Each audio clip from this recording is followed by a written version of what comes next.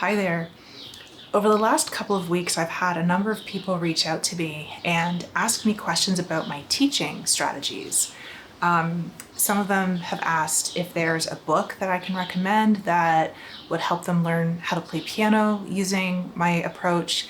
Other people are asking what strategies I recommend because they would also like to get into teaching piano and they could use some advice. First of all, I should say, I am incredibly flattered that anybody would ask me about my teaching strategies. It is every teacher's dream to be asked to share more about, why they teach the way they do. So thank you very much.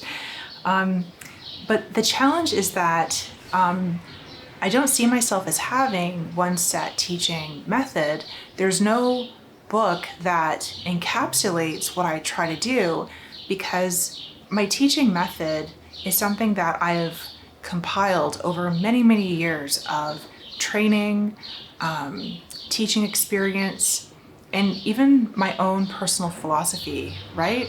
So I thought what I could do instead is start a series of videos where I can just talk a bit about the teaching strategies that I use, why I use them, how I try to use them in piano instruction, so that if any of these points resonate with you, that you can hopefully learn how to use them yourself, either, just helping with your self-talk, like as you are learning piano to have these ideas and these strategies in your mind to help coach yourself. Or if you are wanting to get into teaching piano, you might be able to figure out how to use some of these strategies with your own students. So if this is interesting to you, I hope you'll stick around. For today's video, I thought it would be really good for me to start with my background, where I'm coming from, because my background training really informs how I teach piano today. So that's what I would like the topic of this video to be. I hope that this is informative for you. And if you would rather skip this part, then maybe stay tuned for another future video where I actually talk about the teaching strategies I use. But I think this video will help provide a bit of context and help you understand why I choose the strategies that I do. Okay, let's get started. So one really big aspect that I think differentiates me from other piano teachers is that my background training is not in music instruction. It's in literacy development. I'm a certified elementary school teacher, and in my teacher training, I specialized in literacy skills, so teaching kids how to read and write. And more specifically, I specialized in remedial literacy, which is when you help kids who are 2 or more grades behind in their reading and writing.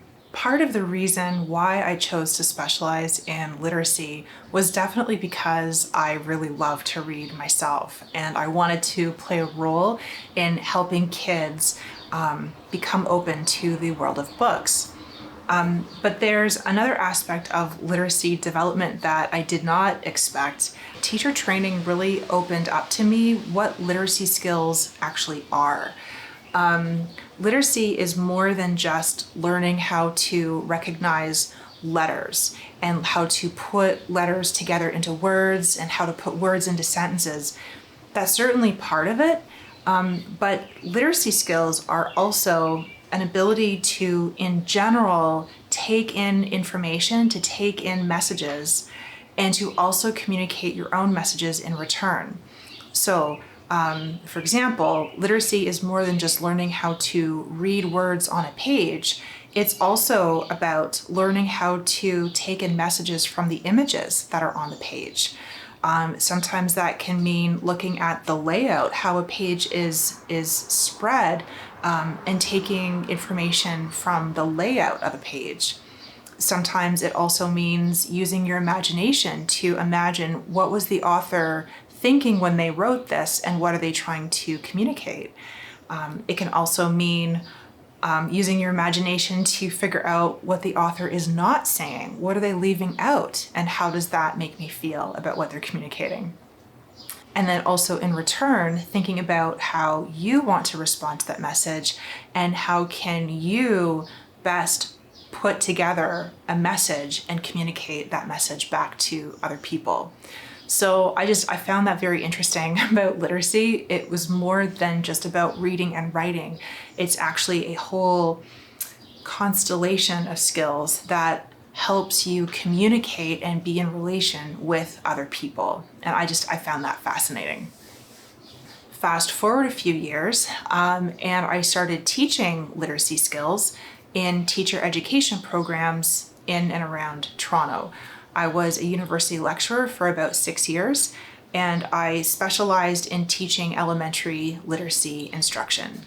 My subspecialty was in pre-kindergarten to grade 2. So kids' very first experiences engaging with books. I found this time very interesting because I learned how important it is to set a really good foundation for kids and their reading skills. A kid's first experiences with books, their success levels, and the messaging that they receive from their teachers and their peers, it really sets the stage for how they're going to feel about books for the rest of their lives. So I felt that was really special, a really special time, and that's why I focused on that age group. It was during this time of teaching where I learned to apply literacy development skills to other subjects. So you may not know this, but in elementary education, teachers are encouraged to have what we call a cross-curricular approach. That means that the topics that you cover in your classroom are kind of shared across subjects. So the things that you learn about in science would also apply to your classes in social studies, and they'd also relate to maybe your music class or your gym class. It's a more integrated approach for the early elementary years that we try to do. That is quite different from the later grades where you have definite boundaries between your subjects, right? And so because I was training whole classrooms full of teachers in how to take this cross-curricular approach to literacy, I had to learn to get very good very quickly at showing them how their literacy lesson plans might also apply to other subjects such as science and math and social studies. Fast forward a few more years, and I decided that I wanted to start my own business teaching piano lessons online. And I decided that I wanted pre-recorded video and social media to be a really big component of what I do. Well, before I invested in all the equipment that I was going to need for this business idea, I really had to sit and think about how I would actually do this work because I wanted to make sure that I could do this effectively. And during this planning time, I realized as I was going through the beginner piano books that I was so familiar with, that I was in my mind drawing on the teaching strategies that I had actually learned in my literacy development background in teaching beginners how to play piano. Because there are a lot of similarities between learning how to read and learning how to play piano. You have letter names that you need to learn. If you're reading music, you need to learn how to decipher different characters. Learning how to piece together phrases in music is very similar to learning how to read sentences in books. And most crucially, a person's first experiences in piano lessons will set the stage for how they feel about piano for the rest of their lives.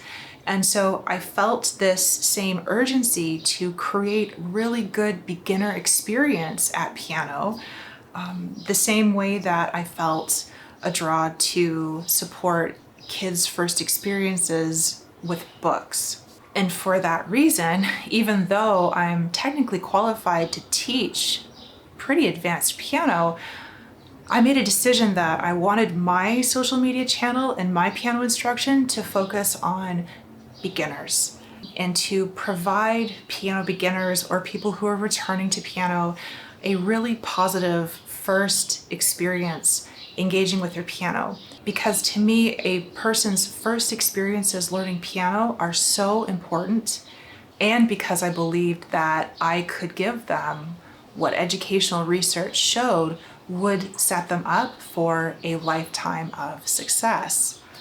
And so Piano with Sarah was born. So that in a nutshell is where I got my teaching strategies. But I'm sure what you are more interested in hearing about is what teaching strategies did I actually like enough from the field of literacy development that I would apply to piano instruction. So I'm going to get to that. I think each of these strategies are important enough that they would deserve their own video. So I'm going to put a pause on this for now, and I will come back with a few more videos on the actual strategies I use.